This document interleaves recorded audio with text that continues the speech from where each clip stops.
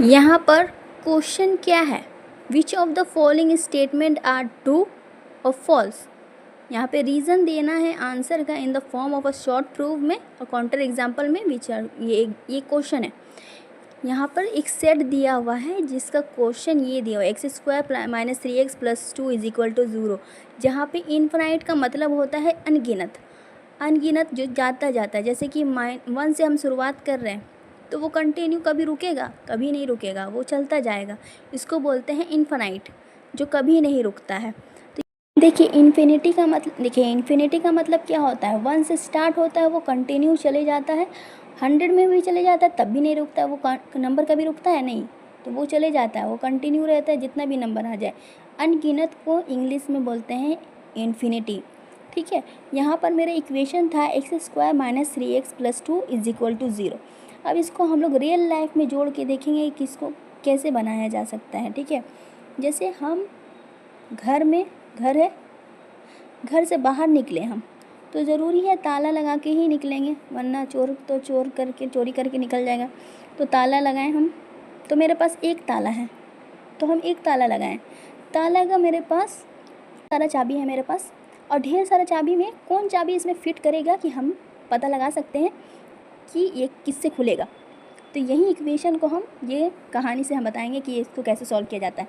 तो ढेर सारा चाबी है मेरे पास, एक ताला है और हम घर से बाहर निकले, तो इसको कैसे सॉल्व करेंगे। हर एक चाबी का वैल्यू हम पुट करेंगे। पहला 0 पुट करेंगे, चाबी का ढेर सारा नंबर होता है, 0 हो सकता है, 1 हो सकता है, 2 हो सकता है, 3 हो सकता है। ठीक है ना, हर ताला का में छेद में डाल के उस नंबर में पुट करना है कि किस में वो फिट कर रहा है। तो पहला इक्वेशन में हम 0 पुट करेंगे, x का वैल्यू हम 0 लेंगे, और इस इक्वेशन को सॉल्व करेंगे। तो x का वैल्यू 0 लिए तो x के बदले में हम 0 लिखेंगे, तो 0² लिखेंगे। x का वैल्यू 0 लिए है तो 0² माइनस 3 इंटू 0, 3 जब भी खाली रहता है इसको इंटू साइन देते हैं, 3 इंटू 0 प्लस 2 लिखा जाएगा। अब इसका आंसर अगर 0 आ गया तो ये स्टेटमेंट सही है, ये चाबी फिट कर गया ताला में। ठीक है ना, तो इज इक्वल टू 0 आना चाहिए। तो 0 इंटू 0 0 ही होगा, माइनस 3 इंटू 0 0, लेकिन यहाँ प्लस 2 बच जा रहा है, तो ये इक्वेशन 0 का बराबर नहीं है। तो इसका मतलब 0 आंसर नहीं है, 0 गलत है, 0 चाबी से नहीं खुलेगा। x का वैल्यू 1 लेके देखते हैं कि 1 वाला चाबी से खुल रहा है या नहीं खुल रहा, 1 वाला नंबर से। तो 1 का वैल्यू पुट करते हैं, 1² माइनस 3 इंटू 1, 3 इंटू x है ना, 3 into 1 plus 2 is equal to 0।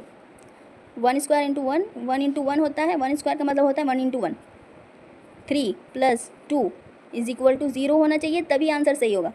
0 का बराबर आ रहा है। अच्छा अब देखिए, बोर्ड मास अगर देखा जाए ना, वो बाद में हम बता देंगे, पहले ही प्लस प्लस देखा जाता है, इसका आगे प्लस साइन होता है, पहले प्लस को सॉल्व करते हैं फिर माइनस को सॉल्व करते हैं। तो 2 1 प्लस 2 प्लस प्लस पहले सॉल्व होगा, 1 प्लस 2 3 हुआ, माइनस 3 करें, आंसर 0 आ गया। ये बराबर हो गया ना दोनों, तो ये वाला वैल्यू 1 का आंसर सही है। तो एक ताला में घुसाएंगे पहला वाला, तो आंसर 1 वाला सही हो गया।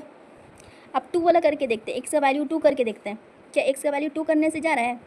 तो 2² minus 3x plus 2 is equal to क्या 0 हो रहा है, देखते हैं। 4 होता है, 2 इंटू 2 4 होता है, माइनस 3 इंटू 2 कितना होता है, 3 इंटू 2 क्यों लिखे हम, x का वैल्यू हम 2 लिए हैं, 3 इंटू 2 6 होता है, यहाँ 2 का वैल्यू 2 उतार दिए, is equal to 0। 4 minus 3 into 2 6 plus 2 0 हो रहा है, देखिए प्लस प्लस पहले सॉल्व होगा, 4 5 6 माइनस 6 इज इक्वल टू 0। हाँ सही है, तो x का वैल्यू 2 भी होगा। तो एक ताला 2 चाबी से खुल रहा है, किससे खुल रहा है, 1 से खुल रहा है और 2 से खुल रहा है। तो यहाँ x² है ना यहाँ पर, तो x का यहाँ पे 2 वैल्यू निकलेगा। अगर इसको हम लोग मैथमेटिकली सॉल्व करें तो x² को हम लोग सॉल्व करके लिखेंगे, इसका एलसीएम निकालना पड़ता है, एलसीएम नहीं निकाल कर हम इसको नॉर्मली रियल लाइफ से निकाल दिए। ठीक है ना, एलसीएम निकालना लोएस्ट कॉमन फैक्टर से निकलता है ये, लेकिन ये हम इसको रियल लाइफ से निकाल दिए, डायरेक्ट निकाल दिए।